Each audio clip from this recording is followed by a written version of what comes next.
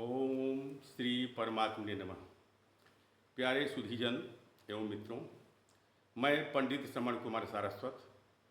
मित्रों, मेरा एक चैनल है सनातन संस्कृति एवं नीति ज्ञान। हमने अब तक 12-14 वीडियो उसमें डाला है।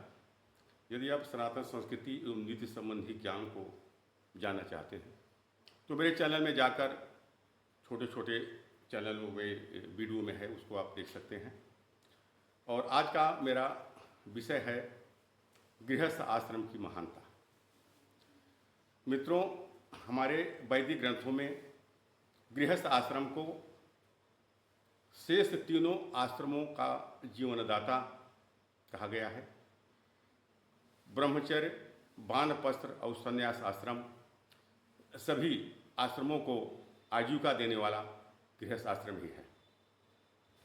इसके साथ साथ गृहस्थ आश्रम में पितृऋण, देवऋण, ऋष ऋण से मुक्त होने का पूरा प्रावधान किया गया है तथा गृहस्थ आश्रम में पंच महायज्ञ की भी व्यवस्था की गई है। मित्रों, गृहस्थ धर्म में गृहस्थ अपने दैनिक क्रियाओं के संपादन में 5 जगह कुछ छोटे मोटे पाप करता है।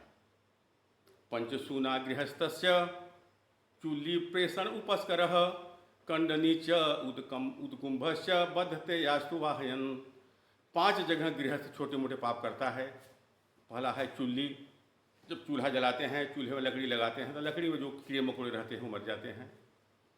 प्रेषण, जब हम अन्न पीसते हैं तो अन्न में कुछ घुल भी रहते हैं, उसके साथ वो भी पीस जाते हैं, इसलिए गृहस्थ को वहाँ का भी पाप लगता है। उपस्कर, झाड़ू लगाते हैं तो झाड़ू लगाने से भी कुछ कीड़े मकोड़े, चींटियाँ इत्यादि मर जाती हैं। कंडनीच और ओखल और मूसर, जब हम धान कूटते हैं, धान की सफाई करते हैं, चावल निकालते हैं तो उसमें कुछ कीड़े मकोड़े मर जाते हैं। कंडनीच उदकुंभश्च, और पानी का घड़ा जहाँ रखते हैं वहाँ भी कुछ कीड़े मकोड़े मर जाते हैं। इन 5 स्थानों पर गृहस्थ जो प्रतिदिन पाप करता है, इन 5 प्रकार के पापों को प्रायश्चित करने के लिए हमारे ऋषियों ने पंच महायज्ञ की व्यवस्था की है। तासाम क्रमेण सर्वासाम निष्कृत्यर्थम महर्षिभिः पंचक्लिप्ता महायज्ञ प्रत्यहम गृह मेधिनाम। ये 5 महायज्ञ प्रत्येक गृहस्थ को प्रतिदिन करना होता है। ये यज्ञ कौन कौन से हैं ये देखें। अध्यापनम ब्रह्मयज्ञ, पितृयज्ञस्तु तर्पणम, होमो दैवो बलिर्भूतो, नृयज्ञो अतिथि पूजनम। अध्यापनम ब्रह्मयज्ञ है। वेदों का, शास्त्रों का, पुराणों का अध्ययन अध्यापन ये ब्रह्मयज्ञ है। पितृयज्ञस्तु तर्पणम, माता पिता की पूजा करना, पितरों को तर्पण करना, ये पितृयज्ञ है।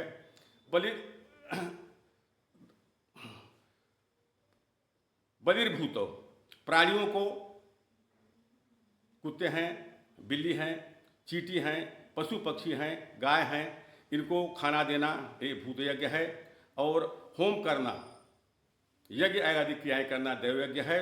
और नृयज्ञो अतिथि पूजनम, और जो भी अतिथि अपने घर पर आ जाए उसका अपने सामर्थ्य के अनुसार पूजा करना यह नृयज्ञ है, मनुष्य यज्ञ है। इस प्रकार गृहस्थ जो 5 जगह छोटे मोटे पाप करता है, उन 5 प्रकार के पापों के प्रायश्चित करने के लिए हमारे ऋषियों ने ये 5 प्रकार के महायज्ञ की व्यवस्था की है, जो प्रतिदिन प्रत्येक गृहस्थ को ये करना पड़ता है। मित्रों, शतपथ ब्राह्मण का एक मंत्र देखें जिसमें गृहस्थ आश्रम की सुख समृद्धि और उसके आध्यात्मिक संपन्नता की कामना की गई है। घृतकुल्याः मधुकुल्याः घृतपक्वम हविष्यानम। गृहस्थ के यहाँ गृहस्थ आश्रम में हमेशा घी दूध की नदियाँ बहें, मधु की नदियाँ बहें, और घी से, अन्न से हम देवताओं का हवन करके देवताओं को संतुष्ट करें। मित्रों, वाल्मीकि रामायण में हम देखते हैं तो वाल्मीकि रामायण में गृहस्थ आश्रम को शेष तीनों आश्रमों का प्राणदाता कहा गया है। जिस प्रकार से यथा वायु समाश्रित्य वर्तन्ते सर्वजंतवः तथा गृहस्थम आश्रित्य वर्तन्ते सर्व आश्रमाः।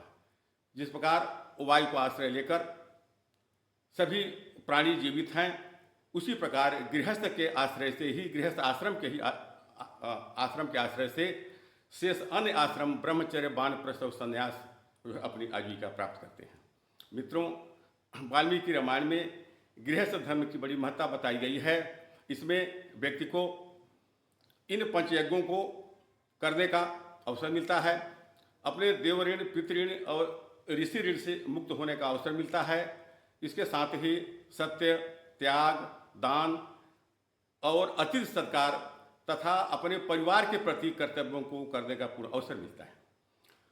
वाल्मीकि रामायण में अयोध्या कांड का सर्ग 106 का श्लोक 22 देखें, जिसमें गृहस्थ आश्रम को सभी आश्रमों से सर्वश्रेष्ठ माना गया है। चतुराम आश्रमाणाम ही गार्हस्थ्यम श्रेष्ठम उत्तमम। चारों आश्रमों में गृहस्थ आश्रम को सर्वश्रेष्ठ माना गया है। प्राहुर गृहस्थम धर्मज्ञम धर्मम शस्त्र विशारदा समूलम सर्वधर्माणाम यौवे श्रेष्ठतमो मतः। विशारद लोग, जो वेद शास्त्र के विशारद हैं, धर्म के विशारद हैं, उनका यह मत है कि चारों आश्रमों में गृहस्थ आश्रम सबसे बड़ा है और यह समस्त आश्रमों का और समस्त धर्मों का मूल है। इसलिए गृहस्थ आश्रम सभी धर्मों का क्योंकि पोषण करता है, इसलिए इसकी महानता प्रतिपादित की गई है। मित्रों, यदि हम विष्णु पुराण की ओर देखें तो विष्णु पुराण में भी गृहस्थ आश्रम को शेष तीनों आश्रमों का जीवनदाता कहा गया है। ब्रह्मचारी गृहस्थस्य वानप्रस्थस्य यतिस्तथा गृहस्थस्य प्रसादेन जीवंत एते यथा विधि।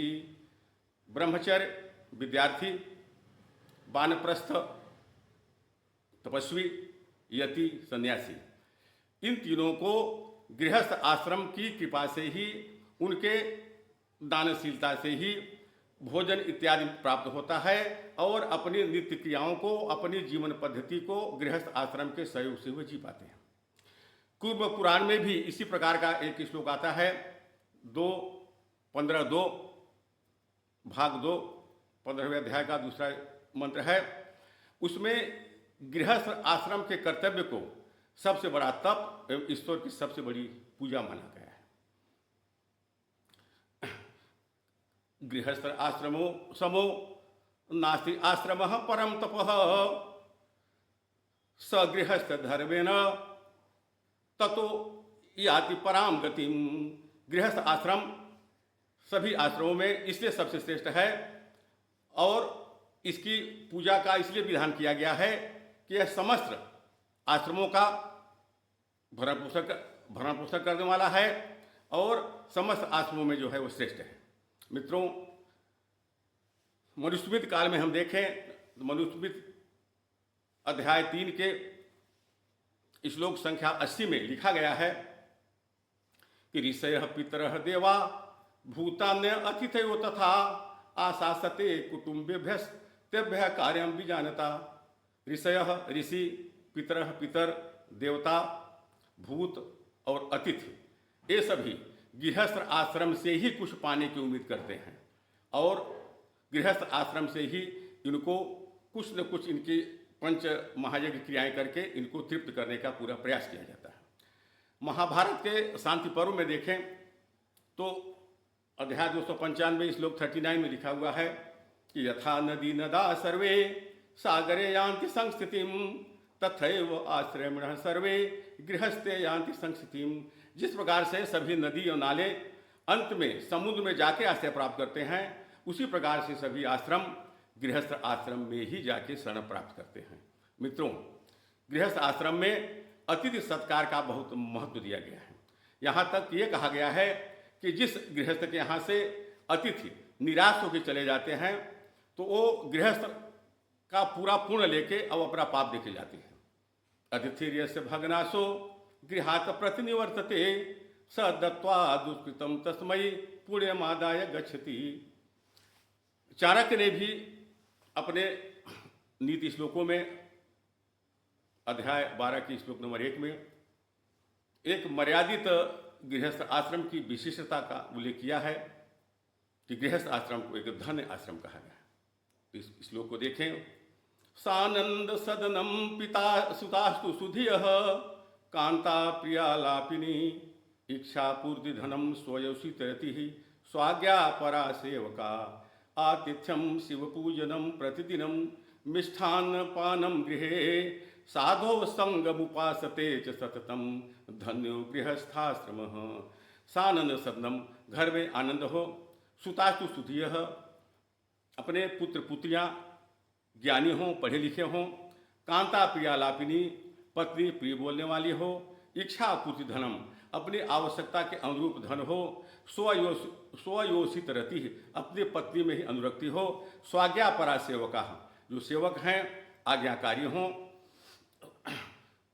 आतिथ्यम शिव पूजनम प्रतिदिनम, प्रतिदिन भगवान की पूजा होती हो और साधुओं की संगति हो, सज्जनों की उपासना हो। ऐसा गृहस्थ आश्रम जो है धन्य कहा गया है।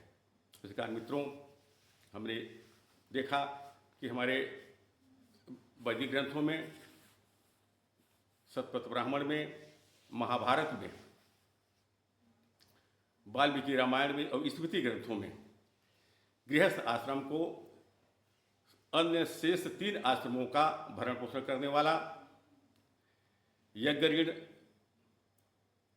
ऋषि ऋण, देव ऋण और पितृ ऋण की पूर्ति करने वाला, पुत्र ऋण को खत्म करने वाला, 5 महायज्ञों को करने वाला तथा सत्य, धर्म, दान, अतिथि सत्कार तथा अपने परिवार के प्रति कर्तव्यों को करने वाला, समस्त धर्मों का और समस्त आश्रमों का मूल तथा सर्वश्रेष्ठ आश्रम कहा गया है।